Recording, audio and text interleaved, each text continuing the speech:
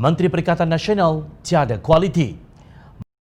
Apabila kita mengganti sesuatu yang kita anggap buruk atau rosak, sudah tentu kita akan ganti dengan yang lebih baik dan tinggi kualitinya.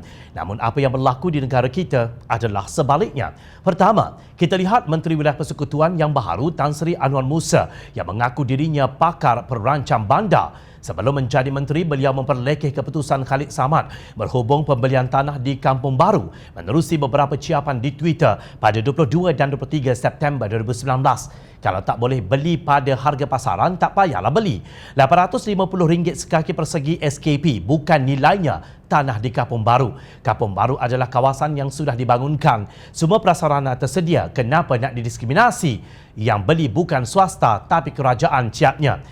Malaysia Gazette pada 23 September pula memetik Anwar sebagai berkata bahawa Khalid seperti berkokok sebelum bertelur.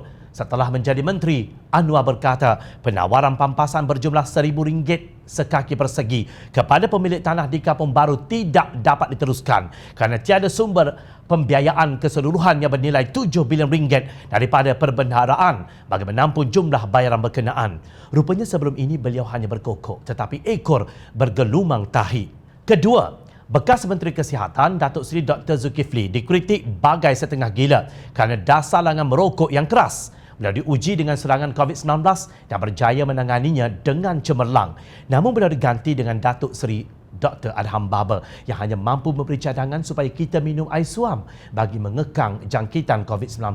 Kini beliau dan dua orang timbalannya hilang dari radar. Ketiga, bekas Menteri Agama di Jabatan Perdana Menteri Datuk Seri Dr. Mujahid Yusof paling teruk dimaki hamun tetapi beliau berjaya menyelamatkan tabung haji daripada muflis. Penggantinya, kita tidak tahu apa idea baharu yang dibawanya untuk pembangunan Islam di negara ini. Yang kita tahu beliau ke sana ke sini membawa oleh-oleh dari perbendaharaan negara sahaja. SOP Kementerian Kesihatan supaya memakai pelitup muka dan melakukan penjarakan sosial demi menghalang COVID-19 pun beliau ingkar. Yang keempat, Menteri Perusahaan Peladangan dan Industri Datuk Dr. Khairuddin Aman Razali tidak ada idea baharu setelah mengambil alih tempat Teresa Kok.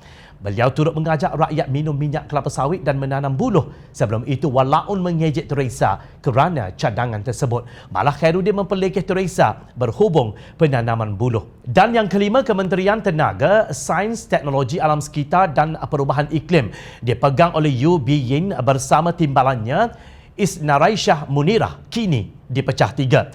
Hanya Datuk Seri Tuan Ibrahim Tuan Man yang memegang Kementerian Alam Sekitar dan Air mengeluarkan kenyataan sekali-sekala. Misalnya, beliau mencadangkan untuk tadah air hujan bagi menangani masalah air di Kelantan. Kita tidak tahu apa yang sedang dilakukan oleh dua menteri lagi. Sementara itu, yang keenam, Kementerian Pembangunan Wanita, Keluarga dan Masyarakat dahulu dipegang oleh Datuk Seri Wan Azizah Ismail dan Hanayuh juga berjaya dalam melancarkan pelbagai program, antaranya membangunkan sistem semakan pesalah jenayah seksual kanak-kanak.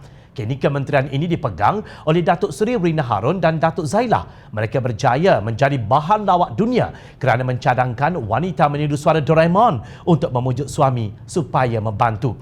Seterusnya, yang ketujuh, Dr. Mazli Malik yang memegang Kementerian Pendidikan berjaya membongkar skandal rasuah projek solar hybrid di Sarawak yang bernilai RM1.25 bilion secara rundingan terus. Kementerian tersebut dipecah dua, namun Datuk Dr. Nuraini Ahmad yang memegang Kementerian Pendidikan Tinggi didesak untuk meletakkan jawatan setelah pada saat akhir mengarahkan agar institusi pengajian tinggi menangguhkan pendaftaran pelajar baharu dan lama bagi sesi Oktober ini. Para pelajar mengakui kerugian ribuan ringgit berikutan menanggung kos tiket pengangkutan darat dan udara, deposit pembayaran rumah sewa dan lain-lain.